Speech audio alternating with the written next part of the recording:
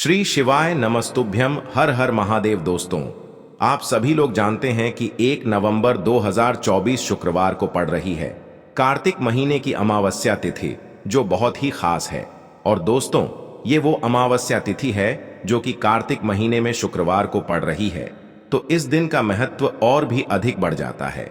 और दोस्तों, इसी दिन किया जाने वाला पंडित जी द्वारा बताया गया एक लाल फूल और एक सफेद फूल वाला उपाय आप लोगों को जरूर करना चाहिए, क्योंकि दोस्तों, ये एक ऐसा उपाय है जो कि हर दिन नहीं किया जाता। कार्तिक महीने में जो अमावस्या तिथि आती है उसी दिन किया जाता है।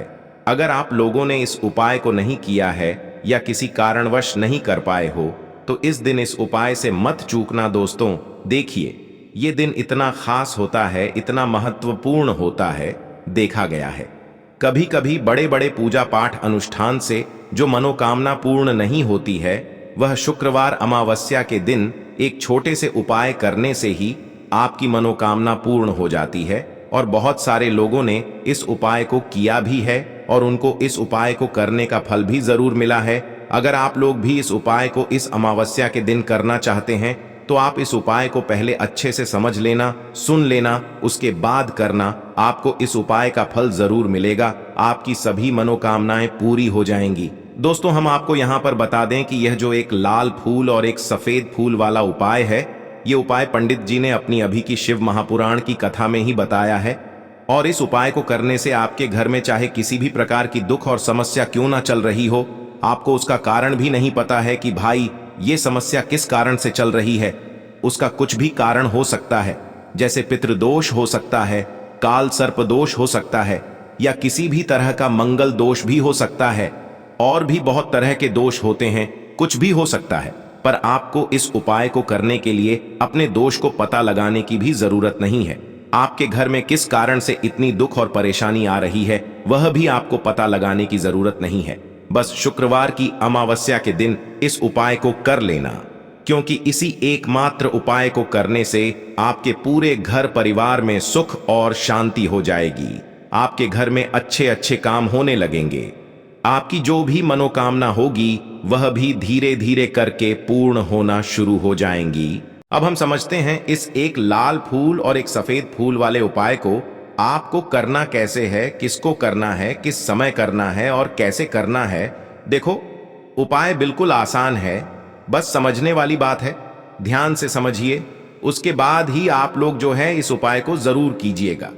सबसे पहली चीज हम लोग ये समझते हैं कि इस एक लाल फूल और एक सफेद फूल वाले उपाय को इस आने वाले अमावस्या के दिन किसको करना है। तो देखिए, इस उपाय को घर के सभी सदस्यों को करने की बिल्कुल भी जरूरत नहीं है। घर में से कोई एक मुख्य बड़ा सदस्य ही इस उपाय को करेगा, तो उस घर परिवार के सभी सदस्यों को इस उपाय को करने का फल मिल जाएगा। पर वो बड़ा सदस्य कौन होगा, कौन व्यक्ति इस उपाय को करेगा, तो यहां पर देखिए, हम आपको बता दें, घर की जो बड़ी माताएं बहनें होंगी, घर की बड़ी माताओं बहनों में से कोई भी एक माता बहन इस वाले उपाय को कर सकती है। अपने पूरे घर परिवार के लिए घर में सभी सदस्यों को इस उपाय को करने की जरूरत नहीं है।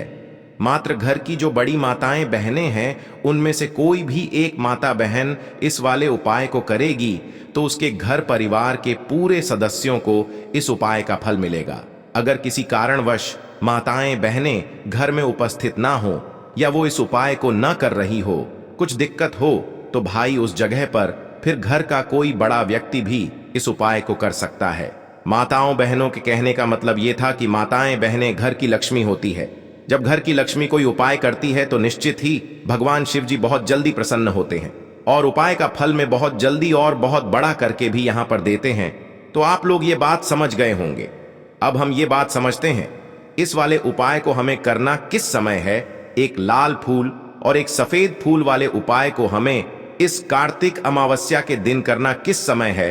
तो देखिए, इस उपाय को करने का जो समय है, सुबह का समय भी है और शाम का समय भी है। अब देखिए, यहां पर हम मुख्य रूप से सुबह का समय नहीं बोलेंगे, क्योंकि देखिए, ये जो कार्तिक महीने की अमावस्या तिथि है और आप सभी लोग जानते हैं, इसका प्रदोष काल का मतलब शाम का जो समय होता है ना, इस दिन भगवान शिव जी का सबसे प्रिय दिन होता है। तो आप लोग इसे एक लाल फूल एक सफेद फूल वाले उपाय को सुबह के समय भी कर सकते हो और शाम के समय प्रदोष काल में भी कर सकते हो।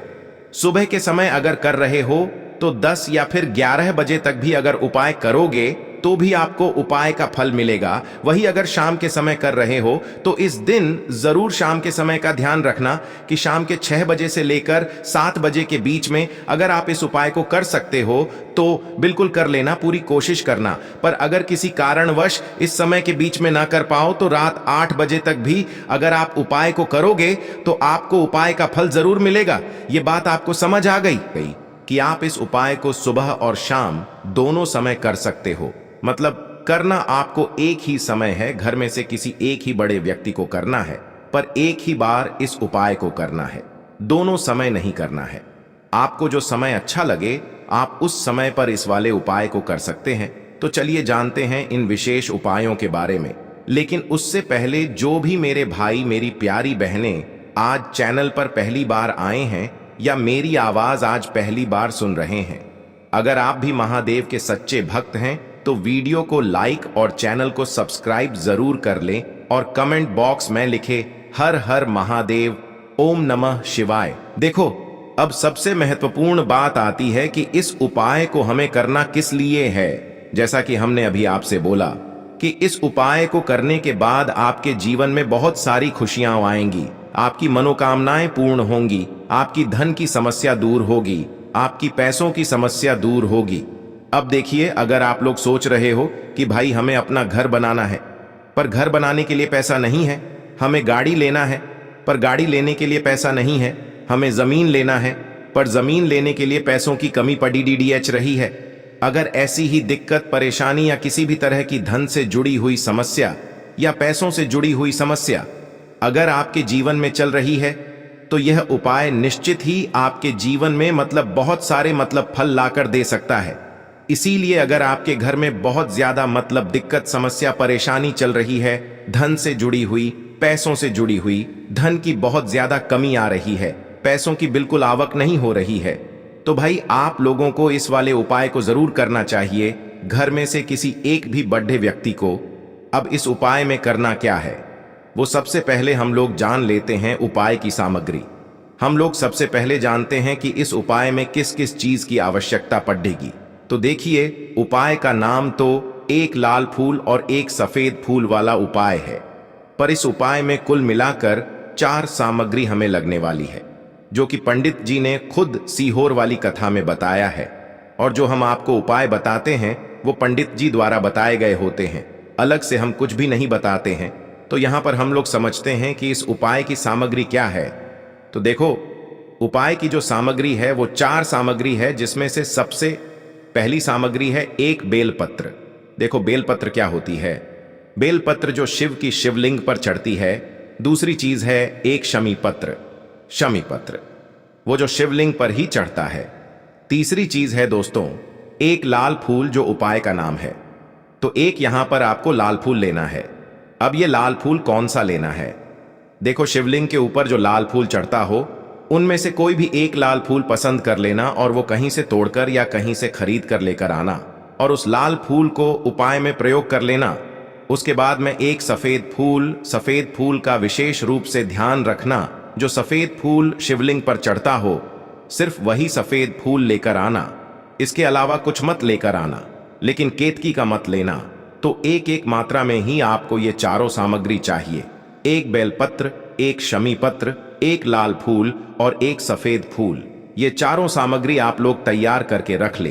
प्रदोष काल में या सुबह के समय जब भी आप इस उपाय को कर रहे हैं, जैसे ही आपके उपाय की सामग्री तैयार हो जाती है तो क्या हम सीधा उपाय को करने के लिए इन चारों सामग्री को लेकर उपाय करने के लिए जा सकते हैं? नहीं, तो यहां पर आपको इस बात का ध्यान रखना है कि हम भगवान शिव जी को प्रसन्न करने के लिए तो जा रहे हैं, हम अपनी मनोकामना को पूर्ण करवाने के लिए तो जा रहे हैं, पर हमें यह दर्शाना बिल्कुल भी नहीं है कि हम सिर्फ अपने फायदे के लिए भगवान शिव जी के मंदिर में आए हैं। इसलिए हम इस उपाय को करने के साथ साथ में भगवान शिव जी की पूजन अर्चना के लिए कुछ सामग्री भी जरूर लेकर जाएंगे। जैसे कि सुबह के समय अगर आप उपाय को कर रहे हो, इस एक लाल फूल और एक सफेद फूल वाले उपाय को तो भाई सुबह के समय आपको एक लोटा जल लेकर जाना है। जो लोग प्रतिदिन शिव जी के मंदिर जाते हैं, पूजन अर्चना करते हैं, जल चढ़ाते हैं, फूल बेलपत्र सब कुछ चढ़ाते हैं, भाई वो अपनी पूजन अर्चना वैसी की वैसी ही करना। बाकी जो सिर्फ उपाय को करने के लिए जा रहा है, जो कुछ भी लेकर नहीं जा रहा है, उसे कम से कम एक लोटा जल अपने घर से जरूर भर कर लेकर जाना। अगर आप उपाय को कर रहे हो, है ना, क्योंकि इस वाले उपाय को आप भगवान शिव जी की पूजन अर्चना करने के बाद ही करना। वहीं अगर बात करें शाम के समय की, अगर कोई व्यक्ति शाम के समय प्रदोष काल में इस वाले उपाय को कर रहा है, तो भाई आपको मात्र एक घी का दीपक तैयार करना है। ये बात हम हमेशा बोलते हैं, शाम के समय प्रदोष काल में कोई कर रहे हो ना, तो दीपक का विशेष महत्व होता है। अमावस्या के दिन का प्रदोष काल में जो भी व्यक्ति दीपक जलाता है ना भगवान शिव जी के मंदिर में, भाई उसके जीवन से सारी दुख और परेशानियां भी दूर होती हैं। तो भाई इस दिन दीपक का विशेष रूप से ध्यान रखना आप लोग। अगर आप इस उपाय को शाम के समय प्रदोष काल में कर रहे हो, है ना, ये जो दीपक आप लोग लोगे, ये आटे का लोगे। जो आटा आप गूंद दोगे उसके अंदर कुछ भी मत डालना, मात्र साधा आटा लगाकर उसे तैयार कर लेना और एक मीडियम साइज का दीपक तैयार कर लेना। वो दीपक ना ज्यादा छोटा हो ना ज्यादा बड्ढा हो, है ना। उसके बाद में दीपक आपका तैयार हो जाए तो इसके अंदर जो बत्ती रखोगे वो गोल बत्ती रखोगे। देखो गोल बत्ती भी दो तरह की होगी, एक बाजार की और एक घर वाली। तो कोशिश करना अपने घर में जो रुई रखी हुई है उस रुई से आप लोग एक गोल बत्ती अपने ही हाथों से बनाओ। उपाय का फल अच्छा मिलता है, भगवान शिव जी जल्दी प्रसन्न होते हैं। जब हम किसी भी उपाय को अपने हाथों से परिश्रम करके तैयार करते हैं तो आपको उस दीपक के अंदर एक गोल बत्ती रख देनी है। इसके अंदर जो चीज आप लोग डालोगे वो डालोगे।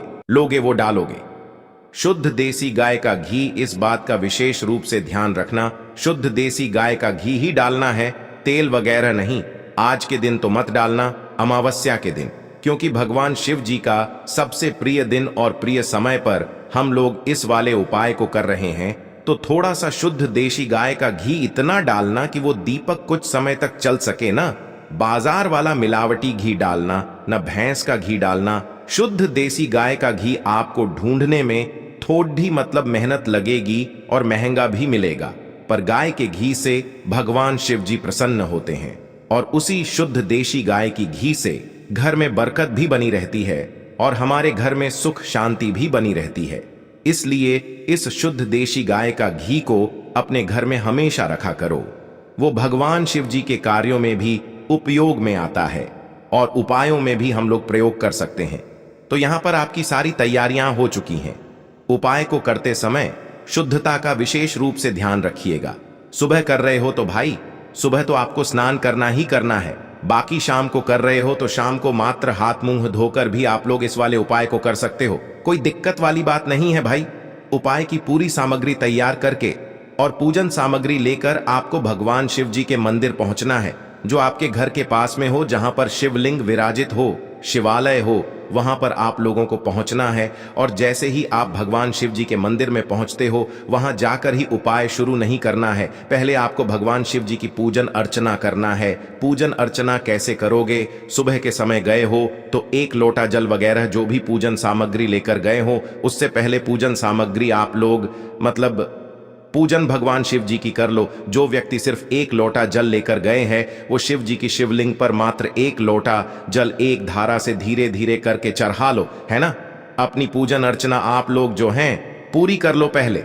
उसी के बाद अगर आप शाम के समय कर रहे हो तो पहले जाकर बैठना है भगवान शिव जी के शिवलिंग के पास में। आप जो दीपक तैयार करके लेकर आए हो, उस दीपक को पहले जलाना है। ये जो दीपक आप लोग जलाओगे ना, ये किसी और की माचिस से मत जलाना, अपनी ही माचिस अपने ही घर से लेकर आना और इस दीपक को अपने ही माचिस से जलाना। अगर आपने मंदिर की माचिस या किसी और की माचिस ले ली इस उपाय को करने में, इस उपाय का फल उस व्यक्ति को भी थोड़ा बहुत मिल जाएगा। इस बात का ध्यान रखना, अपने घर से अपनी ही माचिस लेकर जाना और इस दीपक को जलाना। दीपक को जलाने के बाद भगवान शिव जी की शिवलिंग के पास में रख देना। शिवलिंग के इतना पास में मत रखना कि भगवान शिव जी को आंच लगे, थोड़ी सी दूरी बनाकर ही जो है इस दीपक को शिवलिंग के पास में आप लोग रख दीजिएगा। अब जैसे ही आपकी पूजन अर्चना हो जाती है, भगवान शिव जी के शिवलिंग के सामने या आसपास कहीं पर भी बैठ जाइए उपाय को करने के लिए। और उपाय को करने से पहले आप लोग अपनी वह चारों पूजन सामग्री निकाल लीजिए। उपाय की जो सामग्री है वो निकाल लीजिए और भगवान शिव जी के शिवलिंग के ऊपर एक माता अशोक सुंदरी जी का स्थान देख लीजिए। माता अशोक सुंदर जी का जो स्थान होता है वो जलाधारी के ऊपर होता है, जलाधारी के बिल्कुल बीचों बीच में होता है। आप लोगों ने देखा भी होगा शिवलिंग की जलाधारी होती है, जलाधारी के बिल्कुल बीचों बीच का जो स्थान होगा वो माता अशोक सुंदर जी का स्थान होगा, क्योंकि यहीं पर हमें ये जो है उपाय को करना है। सबसे पहली चीज, अब हम उपाय को करना शुरू करते हैं। आप सबसे पहले अपनी एक बेलपत्र उठा लो। एक बेलपत्र को आपको माता अशोक सुंदरी जी वाले स्थान पर सबसे पहले समर्पित करना है। बेलपत्र की डंडी का मुख होगा जलाधारी की तरफ, जहां से जल बहता है और नीचे गिरता है, और बीच वाली बड्डी पत्ती का मुख मतलब शिवलिंग की तरफ होगा। इस तरीके से आपको इस बेलपत्र को माता अशोक सुंदरी जी वाले स्थान पर समर्पित कर देना है। उसके बाद में अपनी एक शमी पत्र उठा लो जो आप उपाय के लिए लेकर आए हुए हो। शमी पत्र को उठाकर शमी पत्र की भी जो डंडी का भाग होगा वो जलाधारी की तरफ करके, जहां से जल बहता है नीचे गिरता है उस तरफ करके, और पत्ती वाला भाग शिवलिंग की तरफ करके इस शमी पत्र को भी उस बेल पत्र के ऊपर आपको समर्पित कर देना है। समर्पित करने के बाद अब आप ले लो अपना एक लाल फूल जो आप उपाय को करने के लिए लेकर आए हुए हो। इस लाल फूल का जो खिला हुआ भाग होगा, चाहे वो गुलाब का फूल हो, चाहे कोई सा फूल जो शिवलिंग पर चढ़ता हो, भाई उस फूल का जो खिला हुआ भाग होगा वो शिवलिंग की तरफ होगा। बाकी जो पीछे का भाग होगा फूल का वो जलाधारी की तरफ, जहां से जल बहता है नीचे गिरता है उस तरफ होगा। और आखिरी में आपका जो एक सफेद फूल बचा हुआ है, इस सफेद फूल को भी आपको लेना है और सफेद फूल का जो खिला हुआ भाग होगा वो शिवलिंग की तरफ होगा, जहां पर शिवलिंग रखा हुआ है उस तरफ होगा, और डंडी का भाग जलाधारी के पीछे की तरफ हो जाएगा।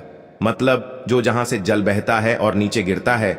जब आप लोग एक बेलपत्र, एक शमी पत्र और एक लाल फूल, एक सफेद फूल चढ़ा रहे हो, तो उस समय आप लोगों को कांता भगवान या कांता चक्र का नाम लेते हुए ही जो है इस उपाय को करना है, और भगवान शिव जी और नारायण जी का स्मरण करते हुए ही इस उपाय को आपको करना है।